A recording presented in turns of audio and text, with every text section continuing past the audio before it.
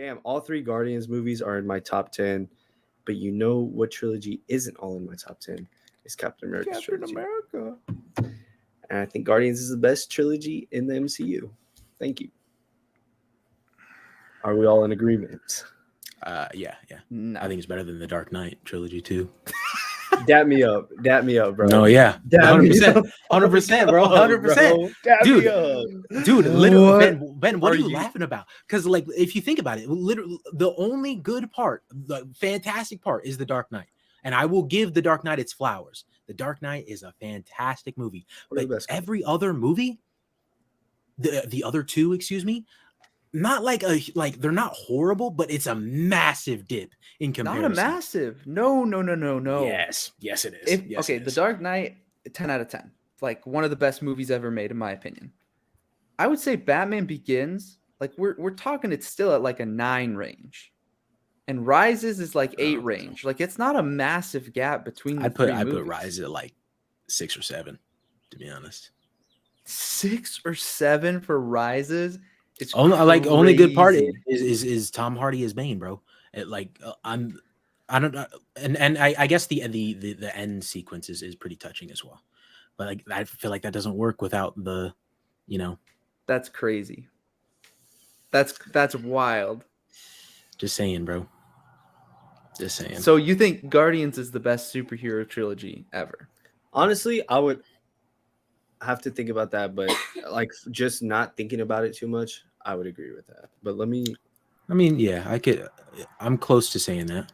I mean, bro, honestly, like not a single miss in my opinion.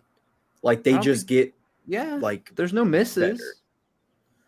Yeah, and that's the other thing too. Even though I will say when I came out of 3, I was of the mindset that 1 is still better, but I've changed my mind on that now.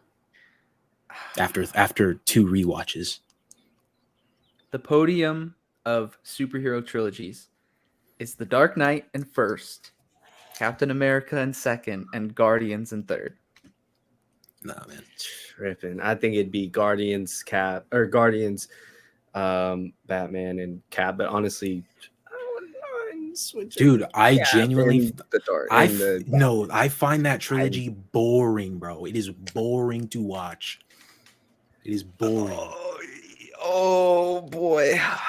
Honestly, I think here's with Cap's trilogy, it's like both of those first movies kind of duds in their own respective ways. Their second movies, though, some of the best. The Winter Soldier is like my third favorite comic movie of all time, and then I think Captain America edges out with the third one. But then again, I feel like it's kind of unfair to judge Cap's trilogy with adding Civil War, because it's like that's really Avengers 2.5. 2.5.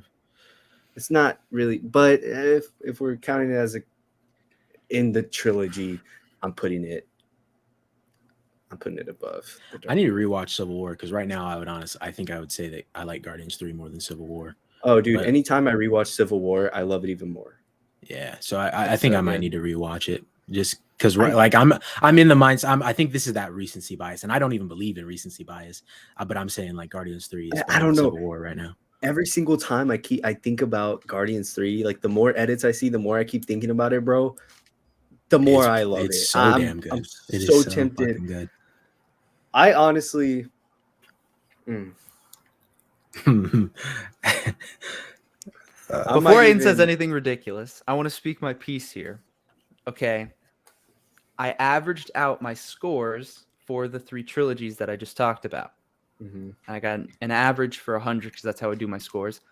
So The Dark Knight would be in first with an average, the Dark Knight trilogy, with an average of 88 out of 100. Then it would be Captain America with 87.33 repeating. And then Guardians with an 87. We're talking a point difference between these 3 trilogies. A rewatch could shift it entirely. And that's what I'm saying. I'd have to rewatch the Batman movies. It's been a while. I don't think there's topping Guardians. I'm saying I might put Guardians Volume 3, and I think in terms of a movie, I think Guardians Volume 3 might even be better than No Way Home, in my opinion. Oh. I've been thinking about it. I've been thinking about it since I watched the movie, and I'm thinking of experience-wise. I'm thinking of as a movie-wise, just pure Marvel movie. I might even put Guardians over No Way Home Volume 3. I don't know if I agree with that one. But I don't agree like, with that. bro, I love Spider-Man. You know, it's a great Spider-Man movie. It's tough though. It's tough. Like, yeah, if I'm this high on this movie with the Guardians, to where I'm even considering putting it above one of the greatest Spider-Man movies of all time, second greatest Spider-Man movie of all time, whatever you want, that has to say something, because Spider-Man, I'm full bias. Guardians, not so much. It's just straight. I love this movie, and I've been thinking about that one, and it's tough. That's why it's hard to say. I don't know yet. I mean, I will say, like, it services each character better than No Way Home does, 100%. I mean, each like supporting character, no matter what kind of like little role they have, other than like, you know, like the small appearances like Nathan Fillion and that kind of thing. But the entire, like, versus like No Way Home, I don't know that, you know, Ned really had much to do other than make some portals. Yeah. For some reason, everything like that. I saw somebody point out that's the thing. Yeah, that, like, because in Doctor Strange, they show him having to imagine where he wants to go with the sling ring, and then in No Way Home, Ned just says, "I wish I could see Peter," and so obviously he's imagining his own Peter, but then for some reason Tom or Toby and Andrew show up. That's kind of. Yeah, and there was never really anything when I'm watching No Way Home, or when I was watching like No Way Home, I could feel myself thinking about some of these things. I mean, watching Guardians 3, I was just straight up, Jesus, my camera. I was just straight up so apologetic for this movie. There are things like that in Guardians 3 though. That's all I'm excited. Yeah, no, I'm excited to see what Ben said, what his issues are with 3. Exactly, yeah. Because he's said that he's had issues, but I haven't actually heard them myself. Yeah. So. Well, great. Now my camera decides to shut out. Anyways, I guess since we're already recording, welcome back to the Words recording for 8 minutes for the Nerds podcast. I'll probably leave all of that in.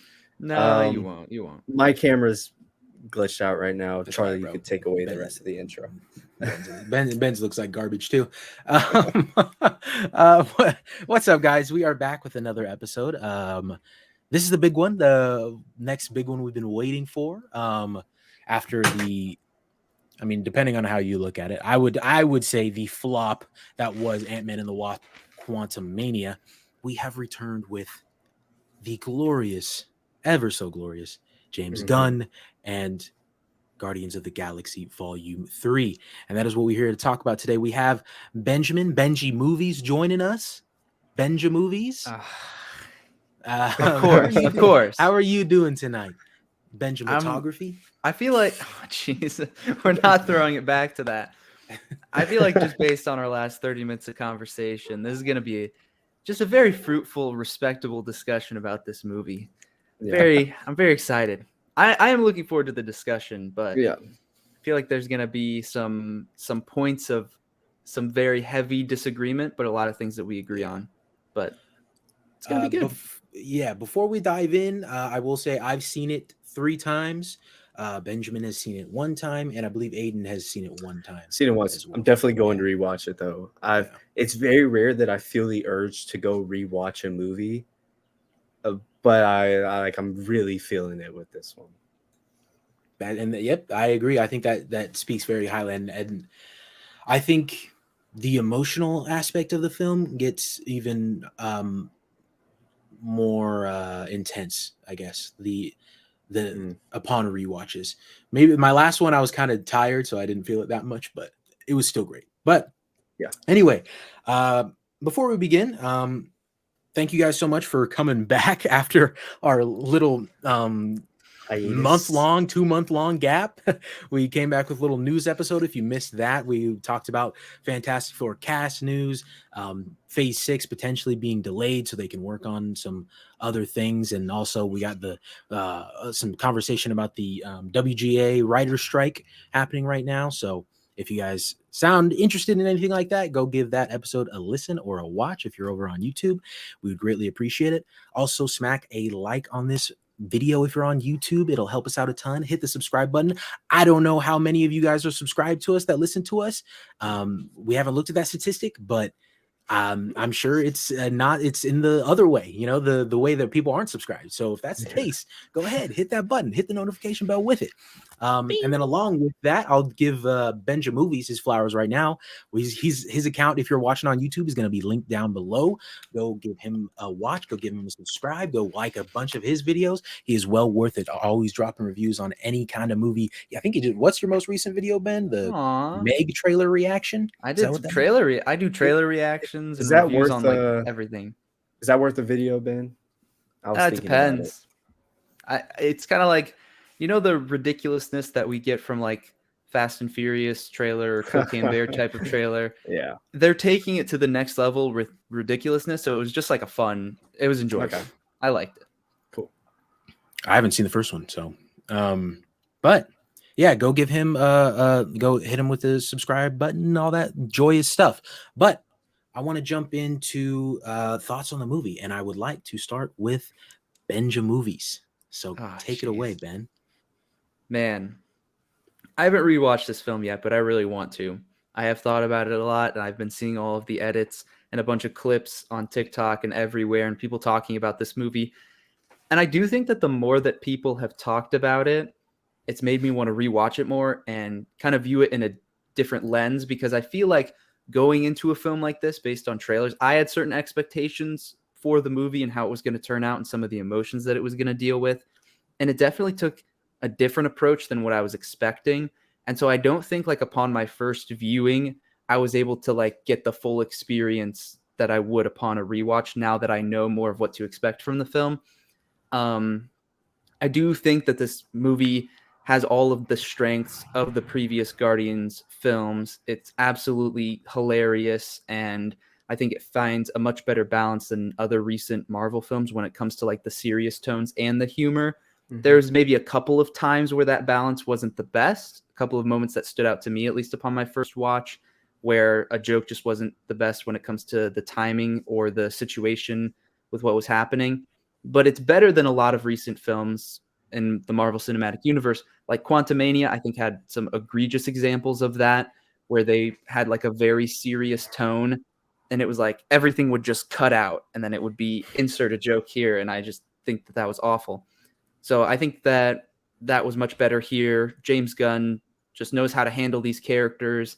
I feel like he is in his prime in this movie with the writing of the characters, and how he like balanced everybody was really impressive, because you have now they've expanded the Guardians to be like 6 or 7 members. And I do feel like, you know, a couple of the minor ones weren't really the focal point, but that was fine. The main ones, they all were developed in a really beautiful way that James has clearly had a vision of from like very early on. So there was a lot of great emotional moments, amazing soundtrack as expected. Some surprisingly good CGI for recent years of Marvel. And I don't know what they did with this movie, if they just put that extra level of care into it, or just took the time that they needed, or paid the visual effects artists what they needed to. I don't know what it is, but this movie looked absolutely beautiful.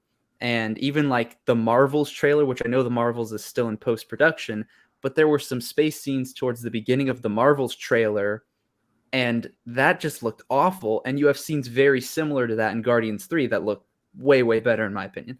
So yeah, certain areas of this movie were just way better than I expected it to be. And in the end, I was very satisfied, even if it wasn't what I expected. And I do look forward to watching it again. I think if I were to take a guess, I will probably appreciate it more upon my second viewing. Now that I know everything that's going to happen, I feel like I could kind of embrace more of what this movie has to offer that I maybe didn't expect on my first watch. Yeah. I'll jump in here, and I very much, I want to say, I was, after my first watch, I was very much more of the mindset with Ben, because beforehand there was everybody up and down the street saying that it was a top 5 MCU movie, and when I came out, I did not see the vision there. I didn't. Not to say that it was like drastically lower than that. I would probably place it like 7th or 6th, maybe like 8th after my first watch. Not that nothing really connected with me my first time through. I just think that everything, trying to absorb it all at once, because there is a lot that happens right now, or not right now, excuse me, in that movie. In your first time watching it, there's a lot to take in and a lot to try to coax through in the best way that you can, and come out with a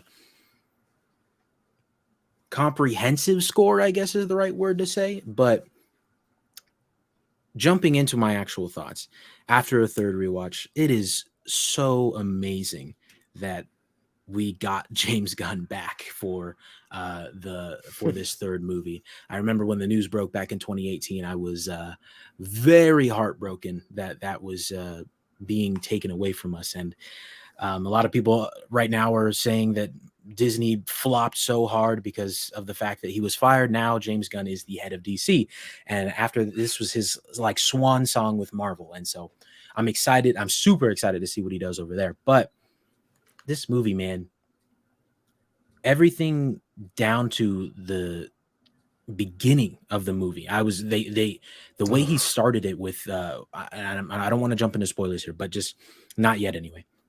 The way he started was just so like jarring at first, and maybe that was part of why after like the first watch I wasn't quite as high on it. I was like, you're thrust into it, and so I was just trying to reevaluate and try to catch my bearings. But it is so great, everything they do. I have a couple complaints, and we'll talk about it later on, but everything down to Chukwudi Iwuji as the High Evolutionary.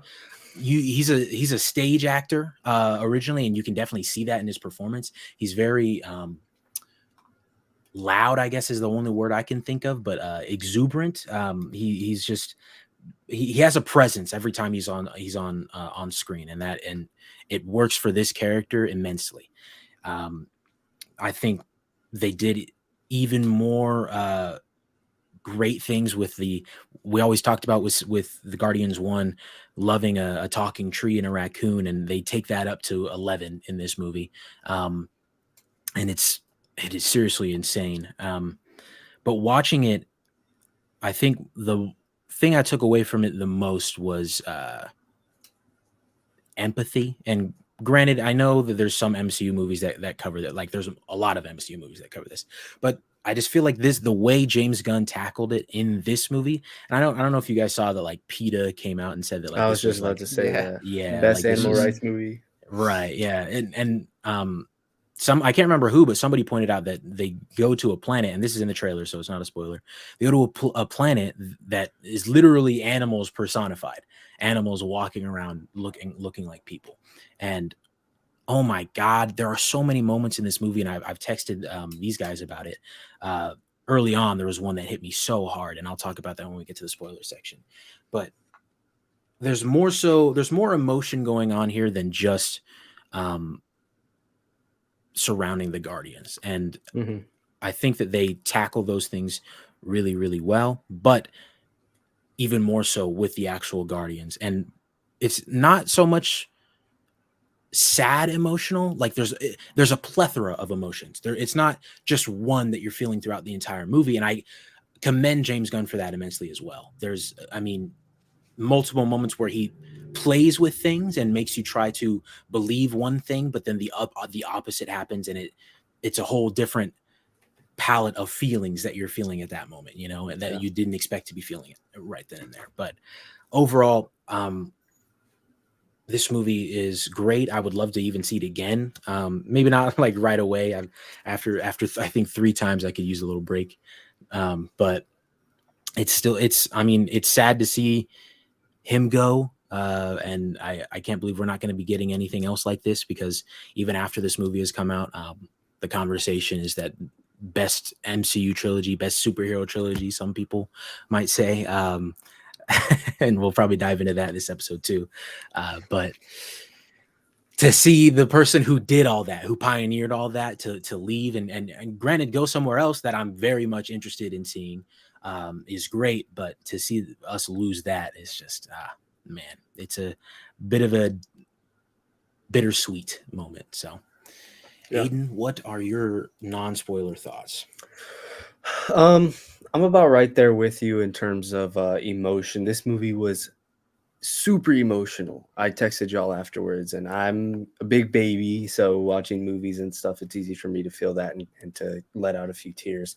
I cried about 6 different times. It was evenly spaced out. It felt like I was always getting my feelings hurt over something in this movie, but it's a feeling that I loved while watching it, hearing people's terror screams or even just when certain things happen and how these characters react to those things and their reactions that got me, that might not even be emotional to some people, that some people might not have cried at, which is completely fine. Every single time it was getting me. And I also just, I love the way that this movie is crafted. It feels like there's a lot of like love and a lot of attention to like the story and to what they're trying to do. Something that happens at the beginning of the movie affects the entire movie, and it kind of all like plays into like the next step of the story in a beautiful way. And I could really appreciate that. It helped a lot with the pacing. Again, like Ben said, the humor. There was some times where I was genuinely laughing like so hard in a theater full. Like my theater was not that full. I was busy last week. I was out of the state, so I didn't get to watch the movie until Monday. And it was me and just like a couple other people. I would say like no more than 15, maybe 12 people in there. And every single time one of these jokes or one of these like witty jokes came up, everyone was laughing. And it just, even in a small theater like that with not a lot of people, it still felt like personal. It still felt nice sharing this experience that only this movie can get out of you. This emotion that we're all feeling together, that only something like this can get out of you. It was beautiful. I loved it so much. The more I think about it, the more edits I see of characters and the rocket edits. All of it gets me every single time. But overall, with all of that, you still leave the movie with a very warm feeling. And I love it so much. I can't get over it. Every time I keep thinking about it, I love it more and more. And so I'm really high on this movie. There are some gripes I had when I immediately left. But it's weird because it's hard to think about them right now. It's hard to remember them just because I'm thinking about the moments that made me feel a whole lot better. So I super high on this. I have it in my top 5. Unapologetically have it in my top 5. And I genuinely do think, like we were saying earlier, Guardians is the best comic movie trilogy. All that's staying in, so I don't have to explain myself. Don't say we said this earlier. And then I hop over. I think it's this way. Hop over. We said it earlier. I think it if anything, it's top 3, obviously. It could definitely make a case for itself with a lot of people. Just a testament to what James Gunn has done with these characters and with this group that is the Guardians across 3 movies. And even though we're a decade away from the first one, almost, the fact that we're still able to sit in the theater and watch this movie and feel the way we did and talk about it the way we did, gotta give your hats off to the man. Whether you like where he's going, or whether you like playing in both sides of the pond, DC and Marvel, or not, gotta give your flowers to this man. Absolutely. But yeah, that was our non-spoiler section. So we're going to dive right into spoilers and talk about all the things that we liked and didn't like about the movie. I think first we'll talk about the things that we liked or loved, so we can stay on a positive note. And then we'll dive into the more negative aspects a little bit later, which I'm sure Benjamin's going to rant. Okay. But I want to start, and again, spoilers from here on out, just in case you haven't seen the movie. I know it's been out for almost a week, but just in case.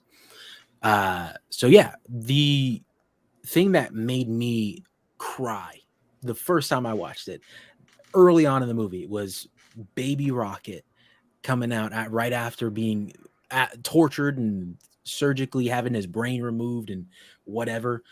Just watch it. He's like, hurts. Oh my God, bro. That killed me so every time, every rewatch too. It has killed me. I hate, I mean, I don't know. I can't remember I remember I read the I think it was a little kid that voiced Baby Rocket. I don't remember who it was. But bang up job with that one line. Oh my God. Oh my God. Bang up job with that one line. But branching off of that, I want to talk about how I feel about Rocket's whole gang there. First rewatch, I actually didn't like. It was when we got to the part when they all died, like that hurt and that made me tear up. But I didn't really connect with them like all that too much. Actually, I think I found what's his name? Teef's a little bit annoying the first time around. Like, stay off my man like that, bro. Stay off my man like that. The one thing that he did I thought was funny was he's just like, I've been thinking. Like, it's like, I yell at my friends, nothing in particular. I just wanted you guys to know I've been thinking. But no, that whole gang, and obviously I'm sure that's a large part of what Pete is talking about when it comes to the animal rights type of movie there. But man, it was heartbreaking just to look at each and every piece of them that was like taken or altered and like wonder why High Evolutionary did what he did to each of them, like taking Lila's arms and what's it? I forgot. Floor's back legs, because I think Floor still had their front rabbit bunny legs, and gave her like spider legs. Like, man, everything down to the design and the setting, and that also reminds me. Ben mentioned the great CGI in this movie. I don't think there was a single shot in the movie that I found an issue with, and normally I always can. I mean, well, there's some stuff with Drax. Like when he's fighting Adam Warlock at the beginning, he looks a little bit fake.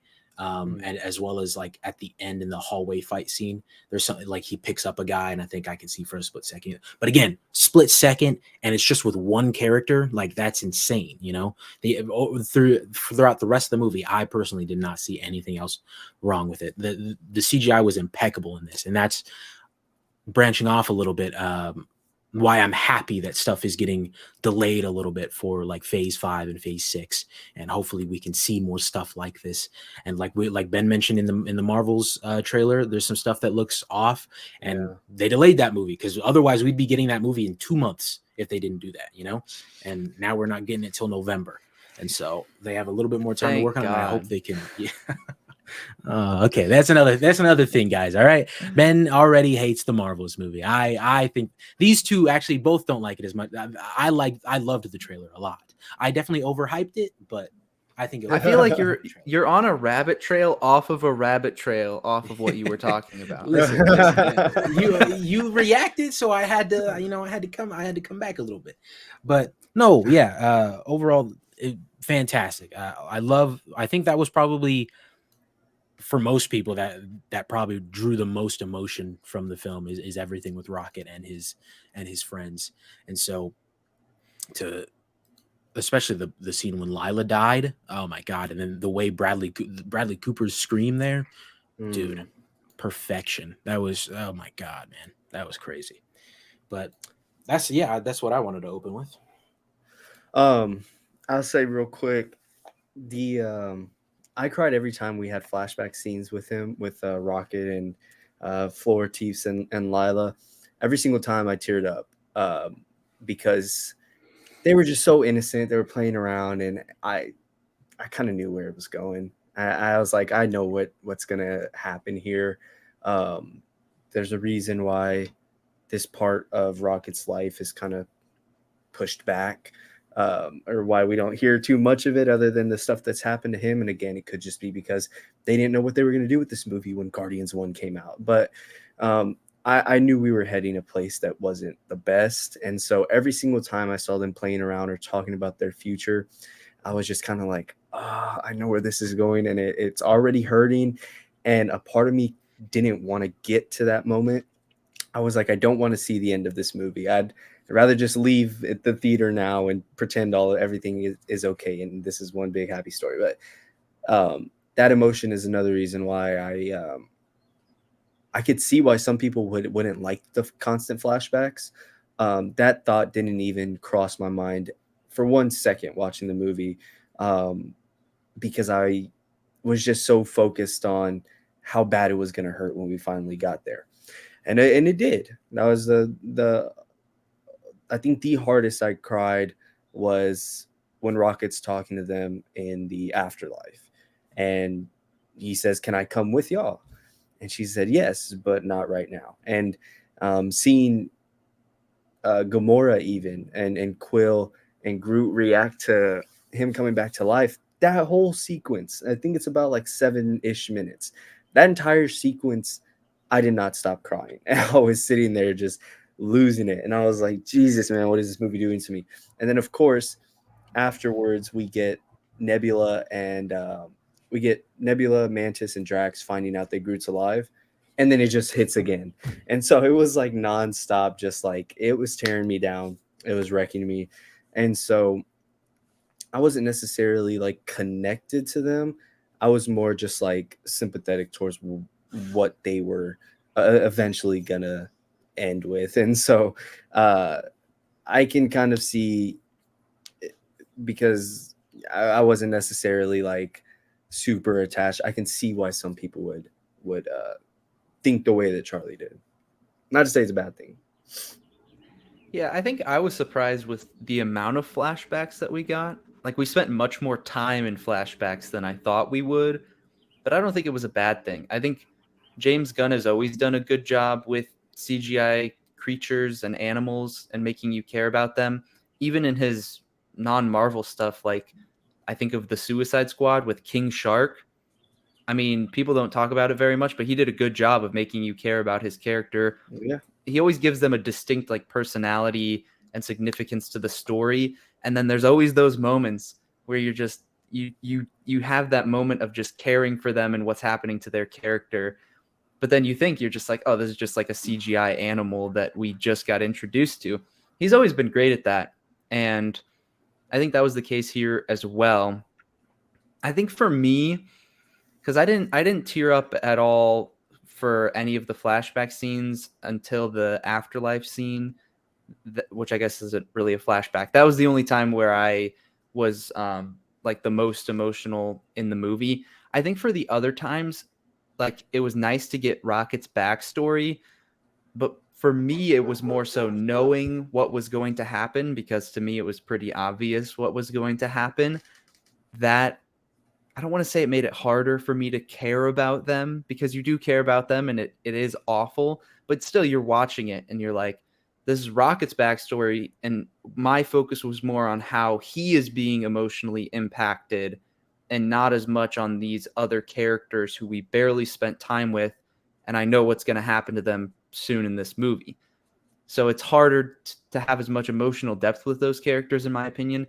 I think that they were really good at pushing Rocket's backstory and character further and making you understand him more and care about him more. But when it comes to just them, like, yes, it was awful to see everything that had happened to them and them getting killed by the High Evolutionary and the guards. But ultimately, like, that didn't bring as much emotion as the stuff with Rocket did after the fact, which was the afterlife scene, which I think was probably my favorite part of the entire movie, was that whole sequence from when they thought he had died and then getting brought back to life in the afterlife sequence, and everybody's reactions to that, and even just Chris Pratt's acting being absolutely phenomenal in that scene. Mm-hmm. Just everything with that was phenomenal. So the flashbacks for me, I like what they did with Rocket more than what they did with the other characters. And I think it led to an amazing moment, but that them in and of themselves didn't bring out emotions in me as much as it did for some people. I can completely see that. They did do a lot of flashbacks. I think they were spread out well. But I can see how maybe if you aren't, I don't want to say connected to Groot, because like I'm sure there are some people out there that are the biggest Rocket fans. Did I say Groot? I mean Rocket. I'm sure there are people out there that are the biggest Rocket fans. All right, they just absolutely love Rocket. There's other characters, that we're all more connected to. I feel like if you don't really care about Rocket's story, if you're not really interested in that aspect, like, it's still sad, but I can see how you would not really care about like the other characters. I can completely understand that. For me, it was just more of like an emotion aspect. It was rough because I knew what was going to happen. I didn't think for any chance that they were gonna, or I didn't think there was any way possible they were all gonna get out of there alive. Not for one bit. So when it finally builds up to that moment, it just makes it hit even harder. Like you said earlier, Bradley Cooper's gut-wrenching scream, and seeing Rocket, who doesn't ever really show that much emotion, be such a little innocent raccoon in this, a little baby raccoon, and go through all of that. It's just something that keeps replaying in my head, and that just keeps getting me every time. And so being in those moments and progressing through that story with him, while also watching the Guardians react to what's going on around them, just made it phenomenal for me.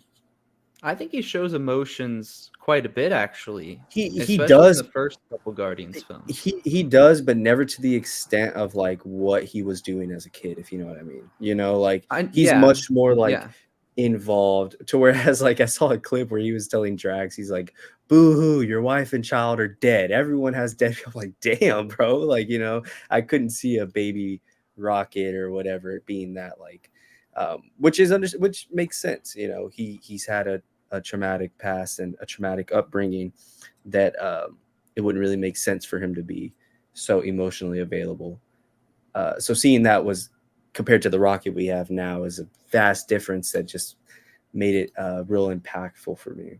The way that I see it is like, you had baby Rocket and then the past and all the trauma that he experienced. And so when he grew up and he finally moved on from that, like, he's let that go and he's bottled it up. So then the emotions that we saw him display in Guardians 1, you have that bar scene between him and Drax where he's like, he called me vermin and that type of stuff. And then like Guardians 2, you have the scene with Yondu where he's saying we're the same. I feel like the whole storyline with him is that he has this past, but he's kind of pushed it down, bottled it up. And so the emotions that he does lash out is different than how he truly feels inside. Yeah. And so in this third movie, like, he's progressed to the point where now he's remembering some of his past. And like, in the end, he's grown emotionally where he's done running from his past and he's going to accept everything. I think that the like afterlife scene is such a great moment for that, because like, it's him like remembering everything and remembering his friends. I think that's like such a perfect scene to help his emotional growth as a character, and ultimately then being done running from his past. So I would say he did show emotions. It's just that like, he suppressed them for so long and tried to basically like move on from his past. And then that moment, that beautiful moment when he goes, the name's Rocket Raccoon, accept that level of acceptance is so beautiful. And so I just think it's like part of his character growth, and that the emotions have just changed over the course of his life as he's gone through like the different stages of how he's dealt with his past. Yeah. I think, and he even at the beginning of the movie, he said to Nebula, like, I got emotionalistical issues. And I think that, and obviously that was like a tiny little joke, but I think you're both right. And I think in the aspect that he shoved everything down, and every time he did show emotion, like, that was a crazy weak moment for him, that he doesn't like to repeat, that he would not like to repeat and not like to continue on multiple levels. And that's why he lashes out at Drax and says what Aiden said. everybody's got dead people. And I've seen a lot of people after seeing the movie like, oh my God, this scene has a whole new context. And which, yes, it does. But at the same time, you know, like you're watching it the first time and you understand like, oh, okay, Rocket knew some people and Rocket lost people. Now we just know who those people are. But if you compare that to, say, in Guardians 1, the same movie, like to how he acts when Groot dies, when Groot's about to die, that was probably the most emotion I think we've. No, I guess we got something so around the same level in Guardians 2, when he's like, I can only lose one friend today. And but no, and I think, and this movie was did a great job of showing him coming out of that, like every now and then sort of emotional thing. Like even the moment he wakes up, he's I don't know if this is meant to be subtle or if it was just like a throwaway thing, but when they all hear that Rocket's okay over the comms, and then they're all like, Rocket, we love you. Oh my gosh, I'm so happy that you're okay. And then Rocket's like, well, looks like you guys are the idiots then. And I think, to me, the way Bradley Cooper portrayed that, it sounded like there was like a, what's the word? When you're trying not to cry, like there's a frog in his throat, almost like he was choked like up. He was choked up. Yeah. And it sounded like he was fighting back tears to hear how much, to wake up from the reimagining of losing the family that he once had, and to have that family by his side, you know, I think that's where that stemmed from. But I think that speaks to what you guys said. One thing I also loved about this movie, and I think James Gunn is really good at doing this in general, but the light little things of like bringing something up at the beginning and following through with that at some point in the movie. It doesn't have to be the end, but at some point in the movie, it gets followed up on. I would say the Drax doesn't like to dance thing, but that's like a through line throughout the entire trilogy, which I will, again, give him his props for that as well. Maybe not the entire trilogy, starting in Guardians 2, because he tells Quill he's pathetic for being a dancer. But there was the Drax thing. Then there was the gravity boots, really small thing at the beginning. I'm just testing these gravity boots out. And then he does it at the end with the sick ass scene that Ben just mentioned. Yeah. And then there's the stuff with Mantis saying like, it's not nice to manipulate the emotions of your friends. And she does it to Drax towards the end on the ship, on the Arete, because she wants to spare his feelings. And like, she knows it's wrong, but like, she doesn't want Drax to have this idea that everybody thinks he's an idiot. I mean, he might know that, but he chooses not to face that. And so whenever he is faced with that, she wants him to forget that, which I actually read that as more tragic. But every time that scene happened where she touched him and said, forget, and he's like, you guys are so lucky I'm so strong, and knocked down that door, my theaters laughed. But I read that as so much more sad. Oh, I was depressed after that. Yeah. I read that as so much more sad than a funny thing. But no, I mean, I'm not even sure if foreshadowing is the word. I guess if it's foreshadowing, it's a very light form of foreshadowing. I feel like foreshadowing is much more. I feel like even the word itself has like a darker ideology. I don't think that's the word. Has a darker tone to it, so you would expect that kind of thing from it. But I think he does a masterful job doing that in this movie, and I'm excited to see what he can do with that kind of thing in like Superman, for instance, like little, I don't know, kryptonite stuff. We'll see. I'm just spitballing, but I keep going to DC. I'm just really excited for what he's going to do with DC. Especially for Superman, because I love Smallville. I don't know if you guys watch that, but no, yeah. Sorry, I know. No. Me and Ben both were like, nope. Oh man, you guys missed. That's the best. Superman stuff. I really want to. Yeah. It's been a long time since I've seen it, but one thing, I guess, maybe instead of waiting, because I really want to talk about this con, so I'm.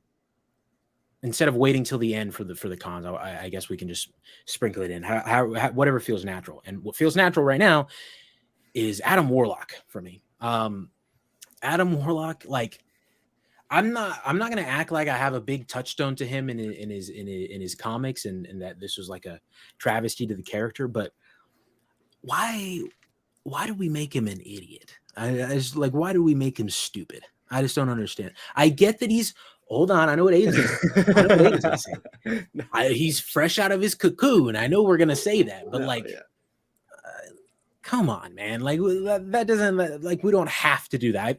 That's one con I have with James Gunn. I feel like he likes to make a lot of idiot characters, or likes to make a lot of characters sound like idiots. A lot of the time, I look at Peacemaker himself, Peacemaker's friend that isn't really his friend. I forget the Vigilante. Vigilante. Hey, thank you. Vigilante is his friend. All right, let's play nice Okay. now. Oh my, the Peacemaker's nice. Like, yeah. Anyway, in Vigilante's mind, he's his friend. And then with the Guardians, you have Drax is kind of an idiot, and then Mantis has idiot moments, and then Groot is kind of an idiot too, but you know, Groot's Groot, so I'll give that a pass. But then I guess Suicide Squad would just be Peacemaker as well.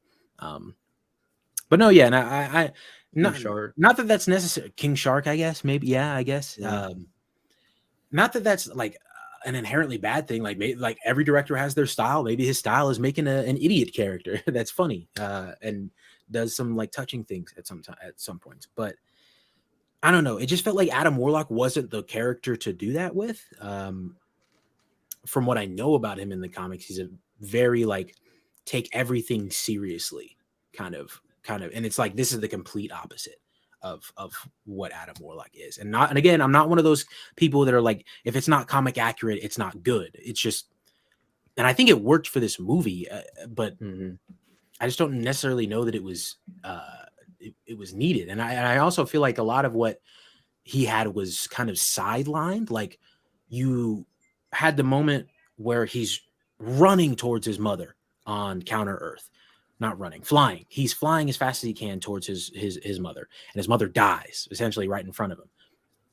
We gloss over that. Nothing happens with that. Like we don't see him be pissed at High Evolutionary for blowing up the planet, or be pissed at the Guardians because he thinks the Guardians had something to do with it. I mean, he was still pissed at them, but he was already like, you know, he thought he had to go after them to save his civilization. So in my mind, I'm thinking that's what he's thinking. Like, oh, I still need to, you know, get them to. Or get Rocket to save my civilization. But I don't know. I think Will Poulter did a great job. I think he's a great comedic actor. I loved him in We Are the Millers, and I think what he continues in this role really, really well. There's actually one line that I find super funny every time. I keep telling my girlfriend, but it's when he flies into the ship that Peter and Gamora are on, and then Gamora picks up, I think the guy's name is Flurp or something. He's like, she's like, I was stabbed, this little freak. He's like, don't be rash. Right after screaming, and the way it cuts away, I just think it's so funny. It makes me laugh every time. But no, yeah, and I just as great as as funny as he was, I just don't know that it was the greatest thing for that character. I don't know if it. I think he served the purpose, a good purpose in this movie. Like how we talked about earlier, the opening of the movie, very like crazy, dangerous. All the Guardians are getting beat to a pulp. It looks like fucking amazing entrance for a character, dude. The music, seriously, it was really damn good. And I didn't even get like the idiot side of him didn't come through in that at all. And that was like, not that was fantastic. Like there wasn't much to him at that point, other than like the. Who threw this at me? But that's not really idiot. That's just like, you know, reacting kind of thing. So, overall, I thought it was just kind of a weird thing, and it made me realize that James Gunn has a tendency to do that kind of thing. Not that I hate it. Just I'm worried that after a while it could get kind of old, and to a point it kind of it almost got there with Adam Warlock, but by the end with that shift and everything, I didn't mind it as much. Okay. I'll be quick so that Ben can get his thoughts out also. I think and I know you said it works for the movie.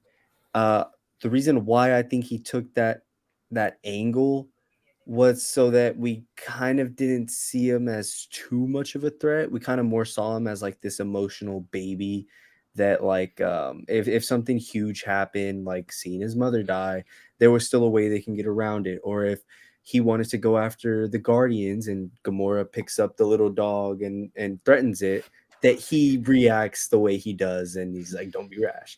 I think one of the funniest fucking moments, I was dying laughing, was when she's like, show him how we handle business, and he just like incinerates the dude, and he's like, and then he's talking about the dog, and he's like, oh, it looks sad. I don't like how that's making me feel inside. I actually really don't like how that's making me feel. It works from a comedy standpoint because Will Poulter's comedic timing is fantastic. It was a great addition, in my opinion, to the movie. The reason why I think he took that angle was to kind of not really see him as a threat, because you're already dealing with the high evolutionary. You're also already juggling a lot of characters as it is. And so to kind of do that, to put him on the back burner for now, I think was a big reason why he decided to take that angle. I think in future movies, I think Adam Warlock will turn more into that like hardened. Um, he will turn more into that hardened soldier role, such as like maybe Nebula, uh, Gamora, or Star Lord. Maybe like a mix of one of them, just because of having to face his mom getting blown up in front of him and stuff like that. And now I think he will be an essential part moving forward because he is a guardian now. And so I think putting him on the back burner by taking that angle, kind of focusing on your other characters, and then boom, now you have someone to focus on going forward. Now you have a character that we've already set up a bit. And making him a baby is kind of like this character's in his baby stage right now. You know, we don't know much about him, and he's faced some stuff, but like we still have a lot to work on. I think that's kind of a big reason why that's the way I took it. Okay, I got a couple things that I want to say. So I'll start off by saying that opening sequence where he's introduced, I did have an issue with it. And I heard somebody else say this after the fact, so I know I'm not alone. Not many people said it though. Adam Warlock pulls up and like nobody's like, they're not asking questions. What, like, their first reaction is for Nebula to hit him with this massive blast, where if he was like any weaker than he is, he would have just died. Like, he straight up would have just killed somebody, not knowing who they are or why they were there. I understand he flew in and started throwing hands immediately, but still, when you put that in perspective, like, the reaction was only that because it's Adam Warlock and they can have the reaction be that. But put in place somebody else, random person just gets absolutely obliterated. It's just a weird first reaction from the Guardians because they just didn't know his purpose or who he was. Anyways, that's a very small, minor thing. And there's a lot of things you could say to excuse it and simply just say, oh, he, started beating up Rocket, so they were pissed and they didn't care if he died. Anyways, small thing that I wanted to add there. But when it comes to his tone in the movie, I actually don't think that he was simply added for like comedic purposes, and I don't even think that's inherently within his character. The way that I view it is that he is a very serious character, like the moment that Aiden brought up with the person that he just straight up incinerated. And in my mind, like, he's not providing comedy in that sense. His mom said something and he took it 100% seriously. And he acted 100% seriously. And then he's just like, well, how else am I forget the exact wording. How else am I supposed to what show him how we handle this? Oh, yeah. What business? Like, that to me, he is being just 100% straightforward. And what I rather see is that because he's straightforward, the other characters that are acting not as straightforward around him, when his actions reflect what they say or what they do, it comes off as stupid or comedic. Kind of reminded me of like Gamora or Drax in Guardians 1, where like their more serious tone, the way that they respond to somebody like Quill or Rocket, it comes across as stupid or funny when in reality that's just their character to be serious. So I didn't take it as much as like, oh, he was just put in there to be a stupid character or to be funny, as much as like, if he is a super serious character, that's how his character would be reflected by everybody else around him. A good recent example of this, because I know Aiden's seen this movie, is Dungeons and Dragons, the new movie that came out like a month ago. There's a character that is a very serious character that's in the middle portion of the movie. I forget his name, but you know, the very literal character. Yeah, the very literal character who, what's their whatever their little clan is called that Chris Pine's character is a part of, and then he leaves. Oh man, shit, I can't even remember. The Harbinger or whatever it is. The Harbingers, something like that. Something like that. Yeah. Yeah. So, but that actor played a very serious character, and everybody else around him was more comedic. And so, as they would say things, his response and his reactions would come across much differently just because of what they're saying. But it really is just because he is much more serious. So I view him in that light, and I also do hope they utilize him more in the future. I think the reason why some people were let down with him is because like he was the post-credit scene of Guardians 2, and then to have Guardians 3 have him be so much pushed to the side, I don't think people were expecting him to be sidelined that much. And I kind of agree with that. I thought he might be a more prominent part of the story. So I'm curious to see where they take him. But from the little bit that we got with him, I don't feel like he was presented as just like an idiot who was there for comedic purposes. I'm still trying to think of who you're talking about. Dang it, from Dungeons and Dragons. It's not the older dude, right? Did you watch it, Charlie? Yeah, I watched it. I didn't know that. Oh, now Ben feels bad for not including you. Slight spoilers for Dungeons and Dragons if you haven't seen the movie. If you're interested, maybe mute for like 5 seconds. It's the guy that when they're down, like running away from the dragon right after they, or right before they do that. He's the guy that like whoops the ass of the. Oh my god, the light skinned dude. Yeah. And he like takes everything serious. Oh my god, I completely forgot about him. Yeah. So he was super serious, and he just like reflected the comedic characters in an interesting way. That makes sense. I wouldn't have thought to put those two together. I can kind of see that now. I honestly just took it as like they wanted to kind of put him on the back burner for this movie, because bro, it was weird. I was thinking in my head, like there was a moment, I think they were on Counter Earth, I was thinking in my head, I was like, man, I really hope they do something with Adam Warlock soon, because he hasn't had much to do, and I'm kind of starting to get worried that they wasted him. And as soon as I said, I kid you not, as soon as that thought crosses my mind, it just jump cuts to a close-up of his face, and I think he's like in the ship or something, and I was like, oh, okay, well, here we go. And so I didn't necessarily have a big problem with that. I will say real quick, just so I don't forget, it's funny how at the end of the movie, and this might seem like we're jumping around, but I think we brought it up earlier about like killing and whatnot. I'm not sure. One of y'all had. It's funny how at the end of the movie, Drax is like, "We'll kill him," and he's like, "I'm not, because I'm a guardian of the galaxy, a guardian of the galaxy." And I'm like, do you happen to know that Peter Quill and Groot just like killed a shitload of people on that ship and drug a dude straight through the earth and cut his brain out? Like, what are we talking about? I think they were okay with killing that guy. Hold on, can you hear the dog? Yeah, but it's okay.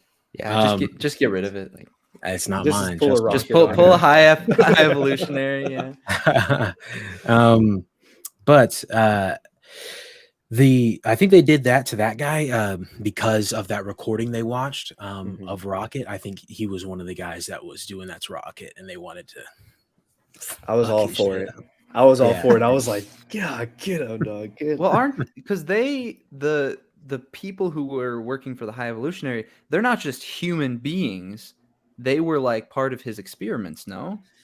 I could see that being a thing. I could see that. I'm not sure, but I could see that being a good excuse to, because like whenever it's robots or whatever, it's okay and stuff like that. Like that's kind of the general rule in superhero movies. If it's not like an actual human, then it's okay. And so I could see them kind of working their way around it. because they absolutely went crazy in there. They didn't have their guns shifted to stun. They had them like going full out. Because I know earlier we had just seen Peter Quill change it to where it just stunned them on that Orlog or whatever they were, wherever they were at. Orgo Corp. And it was like a different type of bullet and like function. And then in this one, it was like, I was like, okay, yeah, they're killing all these people. Speaking of bullets, this made me laugh. I don't know, like so hard. I don't know why, but when Gamora just walks in and shoots Jennifer Holland's character in the leg, and she just starts screaming. I was like, what? Dude. And I'm glad you brought up Nathan Fillion earlier because, oh my God, that scene when they're all talking, he's like, oh, don't worry, I got one of those too. He was like, everything he says. I was like, dude, I could not both stop times. Laughing. It was but when he said it with Adam Warlock too in the room, he's like, oh yeah, I got one of those too. And like James Gunn does this thing where he'll drag on a joke sometimes too long, like Guardians 2. I think the ripe fruit joke thing I think went on a little bit too long, and the taser face one too. I think that one went on a little bit too long, but that was an example of like him doing it like the perfect amount of times, like with the so good, man. Oh my God, I was dying laughing. There were some moments that genuinely like had me crying in the theater. Like whenever he's like, just touch him and make him feel better. He's like, I'm not gonna touch him and make him feel better. He's like, oh my, I was like, dude, come on, what are we doing? But it works. It worked. Yeah. I mean, some of the best, here. It's just so crazy coming off of Ant-Man Quantumania, dude, and stepping into a movie like this. It's actually shocking. Some of like the vast differences. Crazy, bro. Honestly. And makes me just think back to all the hardcore defenders of that movie back in the TikTok comments and everything. They're like, what do you guys want out of a movie like this? This is the kind of stuff that I want from a movie like this. What do you mean? You know what's hilarious? One of the I saw this Ben, you might have seen it. I saw this review on Letterboxd. I think it's a top like comment, or it's like the second one. All it says is makes Thor Love and Thunder look like a preschooler made it. I was like, damn. But like, if you think like that's a little harsh, but like you think about this movie compared to like Quantumania compared to Thor Love and Thunder, it's like they managed to make the High Evolutionary one of like the best Marvel villains. Like I love a villain that has no. I thought bro was about to add Multiverse of Madness in there. I was gonna say it, bro. I would add Multiverse of Madness in there. Shut up, man. Shut up, man. What do you mean? You're not saying that if you watch this compared to Multiverse of Madness, this is just miles better? Nope. Nope. There's a gap. There's a big gap. What does Homelander say? Yepers. Homelander says a lot of stuff, man. Homelander says a lot of stuff. Oh my God, did I just cut out? No, you're here. Jesus Christ. No, you're here. We hear you. Am I back? No, you didn't. We're never gone. You never left. Bro, y'all completely like just froze. That's on your end. I was like, should I keep talking? I was like, hello, oh my God. I was actually listening. PC, dog. I really do. Actually, I think it was my Wi-Fi. Anyways, I was listening to our Hero Gasm episode, Charlie. It's just one of the best episodes I think we have ever put out. Anyways, what was I saying? Yes, taking this compared to like Quantumania, compared to Thor: Love and Thunder, it's like this is how we want it done. This villain has no redemptive qualities at all. Kind of reminds me of like Ego in a way. Just nothing that you can find good about them. Whereas Quantumania, you're dealing with Kang, where it's like you just kind of just take it at that, like, and yet they managed to make this dude look more threatening than Kang, more of a like not mustache twirly villain, but just more of a badass dude, and while also making it work within the story. It's like this is what we need, man, and it sucks that this dude is leaving us. Because it's like I don't want to, and I'm not saying that this will happen. I'm just saying I don't want to show up at the Marvels and just kind of feel the same way I did when I watched Quantumania. I don't want to feel that. I want more movies that make me feel like this. Well, who's the director of the Marvels? Nia DaCosta. I got faith. DaCosta. Yeah. What else has she? I think she did the Candyman reboot. That was actually pretty good. Yeah. Oh yeah, she did. Isn't she also doing Captain America remake? No, maybe I guess she's not. Is there a director for Captain America 4? I don't know if there is. There surely is. I know the writers from Falcon and Winter Soldier are coming back, which I'm hyped about. But doesn't Captain America come out next year? I believe so. It's New World Order, right? Yeah, May 2024, I believe. They definitely have a director. I don't know if they've announced it. Julius Ona, that's who I'm thinking of. He did shit, what did he do? I think he did one of the, not the Cloverfield movie. Or not one of the, oh my god. I know I'm gonna bring it up and it's gonna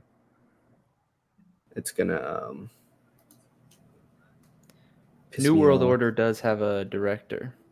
It's Julius Ona. Oh, that is who you just mentioned. He did do one of the Cloverfield movies. Cloverfield Paradox, but he did Paradox. Yeah. Paradox was so trash. Yeah. I haven't seen the Cloverfield movies. I mean, that's not something we need to get into. Yeah, and then Loose, which I have not watched, but I've heard good things about. Hey, bro, those Falcon and Winter Soldier writers, they coming through. If they could just make a compelling villain, then I thought he was about to say if they could just make it good. He's not wrong. Oh my god, bro! Listen, I acknowledge that Carly was not good. Okay, I acknowledge, but everything else was fantastic. Okay, everything else. You can acknowledge that, but I think the overall show was pretty average. Oh my god, you need to rewatch. If you rewatch that, I'll rewatch Moon Knight. You're lying. I swear. Okay, I swear. I'll do it over the summer. I promise. Okay. I do want to talk about I might have talked to Charlie about this. No, I might have just talked to y'all about it or someone else. Anyways, every character, I feel like I had a moment where I kind of started tearing up. I think Nebula and Mantis having that conversation about Drax, the whole dad thing with Drax at the end of the movie. And then there was a moment where I think they're talking about, I think Gamora goes after Peter Quill and Nebula stops and Gamora says, "I'm family." And she says, so is he. So is he. There's a lot of moments, and I love that every single character kind of got their emotional moments. Because then by the end of the movie, when they're sitting there talking about like, we're gonna have to go our separate ways, Rocket, you're the new captain. It makes all of those moments, not even just from this movie, but from the other movies, just that culmination and that scene was enough to just get me sobbing again. So I could just really appreciate how much time James Gunn put into these characters. And sure, he had 3 movies to do it, but even just keeping that up in this one and touching on every single one of them, giving them their moments, and just how well crafted all of that was. It goes a long way. I said in my TikTok review, we're coming off a movie that had little to no character arcs and no like emotional depth. And so like you can see how much of that makes a difference. If I was doing an MCU rewatch and I got to these 2 movies back to back, it would be pretty jarring. So I'm super appreciative of those moments with the Guardians in this movie.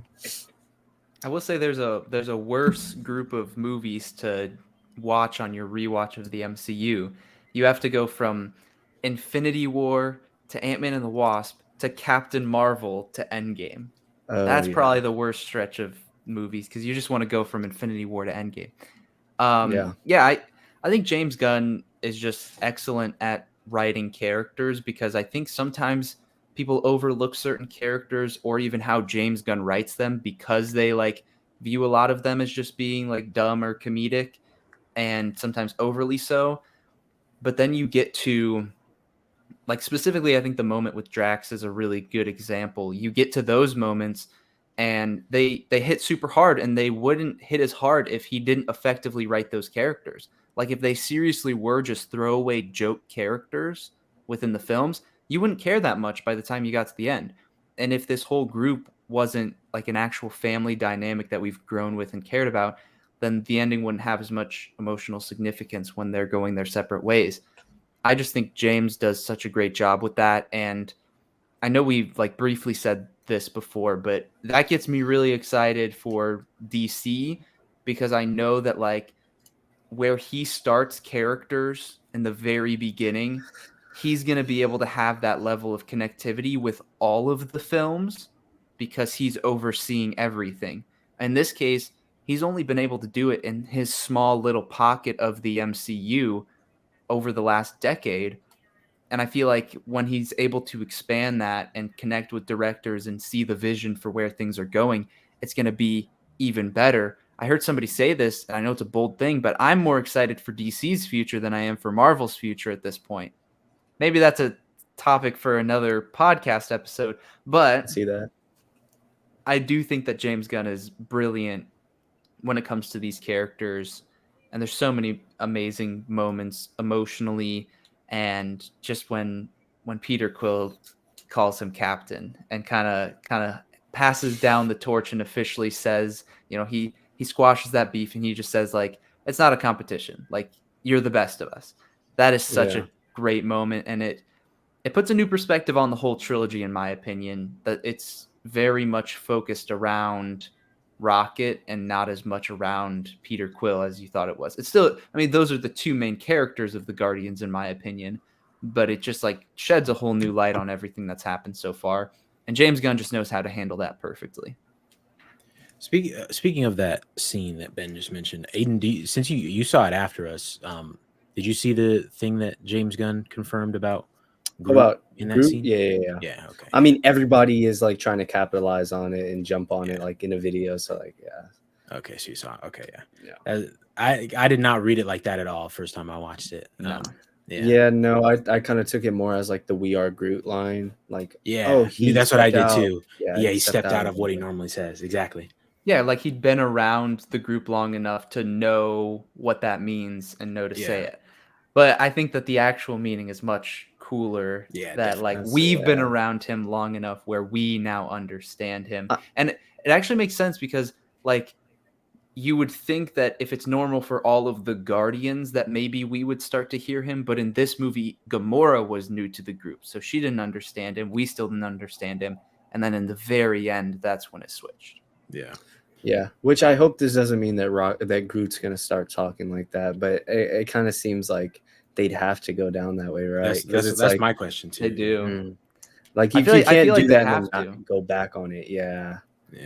Unless you kind of put us in the perspective of like Adam Warlock, Phyla, and what's his face, Kraglin. Kraglin.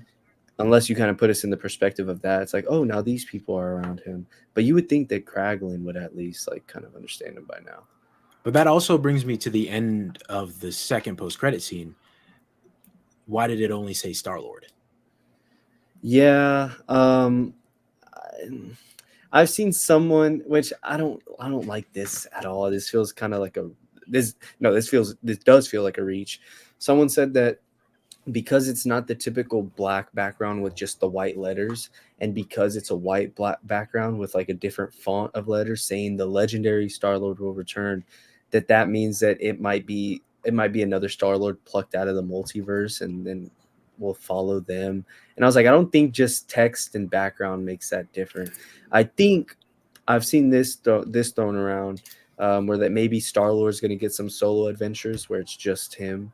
And so maybe we'll focus on that for a little bit. I feel like you can't do a Guardians movie without James Gunn, or else it's just going to feel like a little odd. But you could probably do a Star-Lord movie with any other director. And so if we're not going to touch back with those Guardians for a little bit, I feel like doing some solo movies with Star-Lord, and then maybe shoving the Guardians in like a special presentation or like in an Avengers movie, then maybe that'll work. But I don't know. Like, so you think like the Guardians coming back goes without saying? I think so, or else that second post credits, or else that mid credit scene. Mid-credit scene. Yeah. I feel like it would have been something else. But I think showing that lineup on purpose was kind of them being like, hey, here's your new lineup. Which I love Cosmo so much. Oh my gosh, the best, the goodest girl.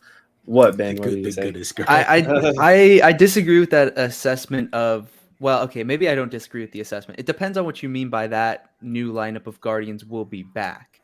What I think it could mean is similar to the beginning of Infinity War, where we have our group of Guardians and then they are interacting with Thor and it goes from there. I think that in one of the future bigger team up movies, Avengers movies, that team could then interact with other characters and get brought into the mix. Yeah. I do not think that a Guardians of the Galaxy 4 will happen. Oh, I no. don't think that will ever happen, in my opinion. I don't think so either. What I was saying, like, I think this is kind of our new group to kind of going forward. If we do see them again, we're familiar with why these are the people that are together. It's because, hey, this post-credit scene said that these are the new Guardians, and I don't think we'll see them in their own movie, but I think like maybe like a Kang Dynasty or a movie that could involve them. To whereas if they do show up in there to play a little role, we know why those characters specifically are together. So I think that's kind of why. I think we're pretty much done with this group of Guardians. I mean, unless like I said, they're set up perfectly for like a Secret Wars or like a King Dynasty, to where we do see Mantis, Drax, or Mantis, Peter Quill, and Drax and all of them come back in a way, and they make like a big return that gets everybody out of their seat and stuff. I think that's very much possible as well. I honestly don't think that's going to happen. Really? I think because at least with the James Gunn stuff from 2018, like a lot of the actors were very vocal. If James is not hired back on, they were not going to do Guardians 3. And at one point the project was delayed indefinitely because they didn't have a director and none of the actors would sign on with anybody else. And they were very vocal about that. They said, Disney, you're making a mistake. We are not going to work for Disney. We will do it for James Gunn. And even in all the interviews and stuff, I've heard everybody say like they don't currently have plans to, well, not everybody said this, but a lot of the main actors have said that they don't have current plans to sign back on. And even Chris Pratt specifically said like he would be hard pressed to sign on to anything that James Gunn is not in charge of. And I don't know if that's different for like the bigger Avengers movies. I'm not sure. I don't know how all of these pieces fit together. Money talks. Yeah. I don't know how all these pieces fit together because you have one credit scene saying, here's your new team, and another credit scene saying, Star-Lord's going to come back. It's like, well, if both of these things are true, then are we not going to see Star-Lord interact with these characters again? How does that actually work? But I don't see us getting a solo Chris Pratt-led Star-Lord film or project without James Gunn attached to it. I don't think so. I was actually thinking about this while I was driving. Like, well, what are the possibilities? They seem very slim to me. So if this sounds outlandish, cut me some slack.